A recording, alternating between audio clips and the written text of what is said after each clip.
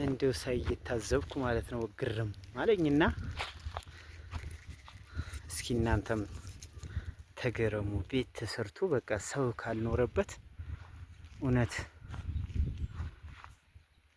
ምንድነው ትርጉሙ ነው ምለው።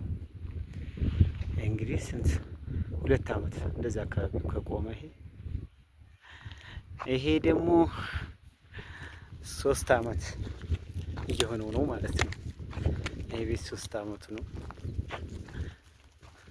እንግዲህ በሚያምር ሁኔታ ተገርፎ ተበጃይቷል፣ ግን ሰው የለም።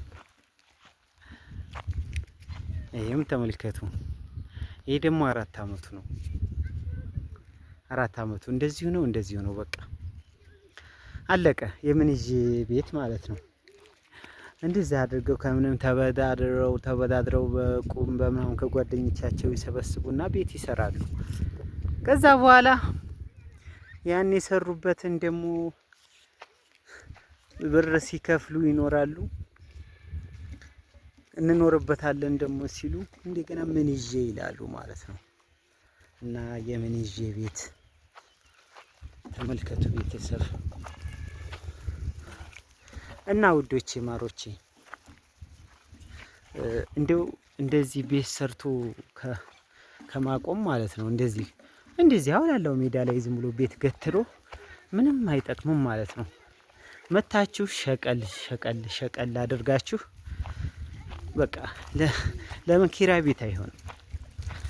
ኪራይ ቤት ሁናችሁ ላይፋችሁን ለምን አትኖሩ? የመዳም ቅመሞች ነው ይሄንን የምለው ማለት ነው። ወላሂ በቃ አሁን ይሄ ቤት እንግዲህ እናንተ ለመኖር በጣም ብዙ ትቆያላችሁ ማለት ነው። ሁሉ ላይፋችሁን ትጨርሳላችሁ።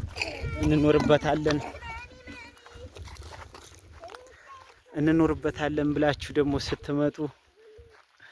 ስትመጡ እንደገና ደግሞ እድሳት ይፈርሳል ማለት ነው። ወይ ወደ አንድ ጎን ያዘነብላል፣ ወደ አንድ ጎን ይወርቃል ማለት ነው። ሳትኖሩበት ይወርቃል ይሄ ቤት ማለት ነው። እና ውዶቼ እንደው በቃ ለራሳችሁ የምታስቡ ከሆነ እውነት የአረብ ሀገር እህቶቼ ማለት ነው፣ ለራሳችሁ የምታስቡ ከሆነ በደንብ ማለት ኑሯችሁ በደንብ ቤት የሚጨርስ ብር ወዲያውኑ ኑሯችሁ ከሆነ አስጀምሩ፣ ጨርሳችሁ ስሩ። መኖር የምትችሉ ከሆነ ልክ ግን እንደዚህ አቁማችሁ ለመኖር ከሆነ ምናምን ለምንድን ነው ብራችሁን ባለል የምታፈሱት? ብራችሁ ለምንድን ነው? በቃ እናንተ ስንት ሆናችሁ ስንት የመዳምን ጩኸት ችላችሁ ስንት ጉር ችላችሁ ገንዘብ እንደምታመጡት መቼም እና ከእናንተ በላይ የሚያውቅ የለም ማለት ነው። እና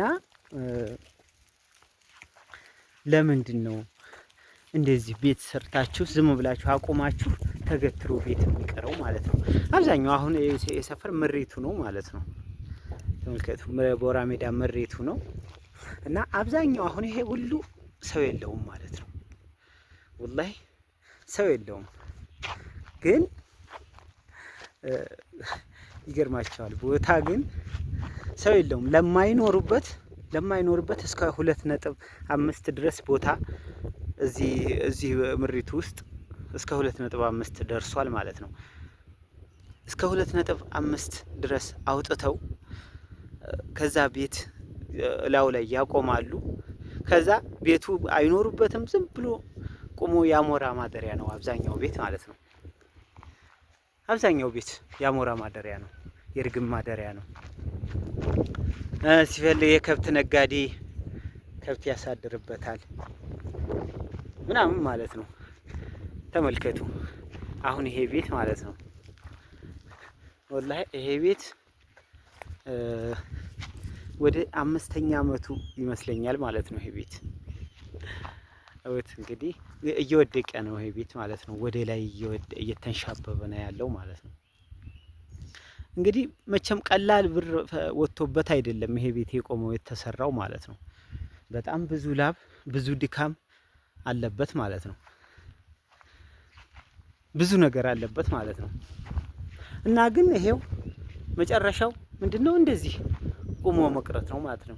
ምንድነው ይሄንን አሁን ያሰራችው ልጅ ተስፋ መቁረጥ ውስጥ ገና ይሄንን ቤት አበጃጅቼ እንትን ብዬ ስትል ወደ አንድ ጎን ተንሻፏል። ደግሞ ይሄ ቤት እንዴት የዚህ ቤት ላይ ወጪ አወጣለሁ እንደገና አፍርሼ ልስራ ደግሞ ትላለች ማለት ነው። ወላሂ እኔ ሳስበው ማለት ነው በቃ ምንድነው ግን የአረብ ሀገር ብር ለምንድን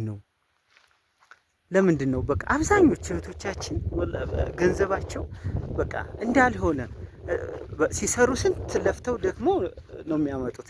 ግን በቃ ሲወጣ ግን ማለት ነው ምንም በቃ በጣም በቀላል እንደ ቀላል ነገር ሲያወጡ ራሱ አይፈሩትም እዚህ ማለት ነው።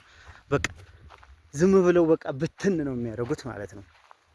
እንዳለው 5 አመት 4 አመት 6 አመት ሰርተው በቃ በጥቂት ወራቶች ውስጥ የዛን ሁሉ አመት የለፋችበትን በአንድ ጊዜ ፍስስ ብሎ ይቀራል ማለት ነው። እና ወዶቼ እህቶቼ እንደው ቤት እንሰራለን ብላችሁ ስታስቡ ተጠንቀቁ። አሁን ደግሞ በጣም ከባድ ነው እና ወዶቼ አሁን ደግሞ በጣም ኑሮ ከባድ ነው ማለት ነው። ሁሉ ነገር በጣም ተወዷል። በጣም ውድ ነው ማለት ነው። በጣም ውድ ነው። በቃ ማቴሪያል በጣም ሲጠና በጣም ተወዷል። እና በቃ ቤት አትበሉ። ቤት አትበሉ። ቤት ትላላችሁ፣ ግን እዚህ የአሞራ ማደሪያ ነው ማለት ነው። የአሞራ ማደሪያ ነው፣ ለምንም አይደለም ማለት ነው። እና ገንዘባችሁን ያዙ። ምን ልላችሁ ፈልጌ ነው? ገንዘባችሁን ያዙ። ተመልከቱ፣ ገንዘባችሁን ያዙ። ገንዘባችሁን ቁጥር አድርጋችሁ ያዙ። በቃ መኖር ከፈለጋችሁ መታችሁ ላይፋችሁን በኪራይ ቤት ለምን አይሆንም ማለት ነው። ሰርታችሁ ለመኖር የሚያበቃ ገንዘብ ከሌላችሁ በኪራይ ቤት ሆናችሁ ላይፋችሁን ኑሩ።